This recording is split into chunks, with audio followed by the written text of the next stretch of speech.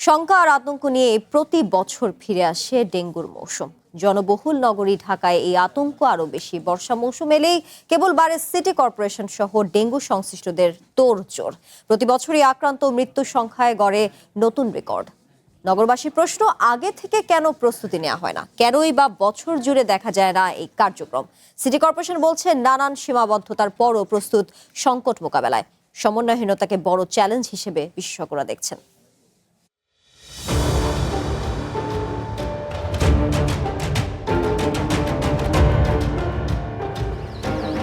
বিশ্বের দ্বিতীয় জনবহুল শহর ঢাকা, 3,66,00,000 জনসংখ্যার এই নগরে আছে নানা সমস্যা, চ্যালেঞ্জ আর ঝুঁকি। এর মধ্যে অন্যতম আতঙ্কের নাম ডেঙ্গি।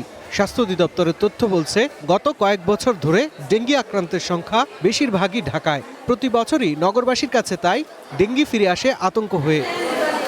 প্রতি বছরই আক্রান্ত এবং মৃত্যুর সংখ্যায় গড়ে তোলে নতুন রেকর্ড। প্রশ্ন একটাই, শুরুর আগে কতটা প্রস্তুত সংশ্লিষ্টরা? বর্ষা মৌসুম শুরুর আগেই রাজধানীতে বাড়তে শুরু করে এই রোগের ঝুঁকি। এরপরই নড়ে চড়ে বসে সিটি কর্পোরেশন সহ সংশ্লিষ্টরা। এমন চিত্র গত কয়েক বছরের। ডেঙ্গির মৌসুম শুরুর আগেই কার্যকর উদ্যোগ না নেয়ায় অসন্তোষ রয়েছে ঢাকার বাসিন্দাদের। তাদের দাবি, মৌসুম এলেই তৎপরতা নয়, বছর জুড়েই থাকতে হবে প্রতিরোধ ব্যবস্থা। মশার আক্রমণ বাড়ার পরে তারপরে সরকার এটা পদক্ষেপ নেয়, তখন তার কোনো লাভ হয় না। নিয়ম মতো আসে না, সপ্তাহে 10 দিন 15 দিন পরে একবার আসে। আগে যদি এগুলো প্রুফ খায় না, তাহলে কিন্তু তারা এত ডেঙ্গু এত হয় না।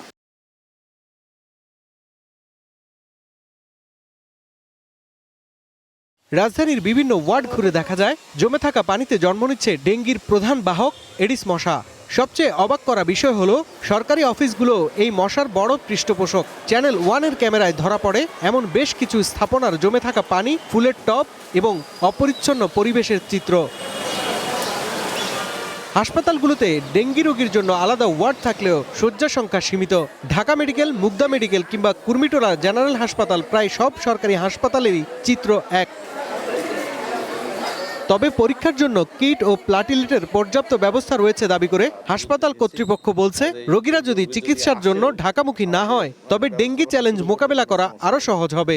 আমাদের জায়গা আছে, আমাদের লজিস্টিক আছে, আমাদের প্রস্তুতি আছে। রোগী যদি জায়গা চেঞ্জ না করে, যার যার বাড়ির কাছে নিকটস্থ হসপিটালে যদি চিকিৎসা নেওয়ার সুযোগ পায়, তাহলে কোনো হাসপাতালের উপরেই অত হবে না, অত চাপ সৃষ্টি করতে পারবে না। অন্যদিকে ডেঙ্গি প্রতিরোধে সিটি কর্পোরেশনের মশক নিধন কার্যক্রম চলমান থাকলেও অনেক এলাকাতেই তা চোখে পড়ার মতো নয়। মাসে ১ মাসে যদি একবার দেন, যদি মাসে 2বার দিত, তাহলে আঙ্গুলিকে আরো সেফটিটা ভালো হইতো।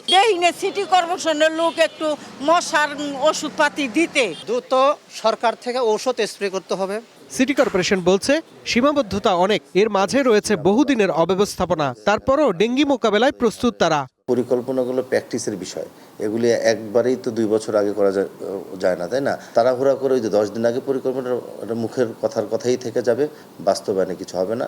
সেইভাবেই আমরা কাজ করার চেষ্টা করছি। যে জায়গায় মশার উৎপাদন হয়, সেই জায়গাগুলোকে চিহ্নিত করে সেগুলোকে নস্যাৎ করার জন্য চেষ্টা করছে। বিশেষজ্ঞদের মতে, সময় মতো উৎস ধ্বংস করা আর ধারাবাহিক নজরদারি না থাকলে ডেঙ্গি নিয়ন্ত্রণ করা কঠিন।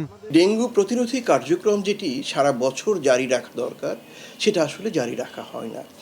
সেটি কিটের ক্ষেত্রে হোক, অথবা পরীক্ষার ক্ষেত্রে হোক, অথবা প্রচারণা এবং মশা মারার ক্ষেত্রে হোক। মেয়র অফিস এবং কাউন্সিলর অফিসগুলোকে যদি আমরা সঠিকভাবে অ্যাক্টিভেট করতে পারি, তাহলেই হয়তো পরিস্থিতিটা নিয়ন্ত্রণ করা সম্ভব। অন্যথায় পরিস্থিতি খারাপ হওয়ার একটি সম্ভাবনা আছে। ডেঙ্গি প্রতিরোধে ছিটানো ঔষধের কার্যকারিতা বাড়ানোর পাশাপাশি জমা পানির উৎস ধ্বংসের বিষয়েও গুরুত্ব দিচ্ছেন বিশেষজ্ঞরা।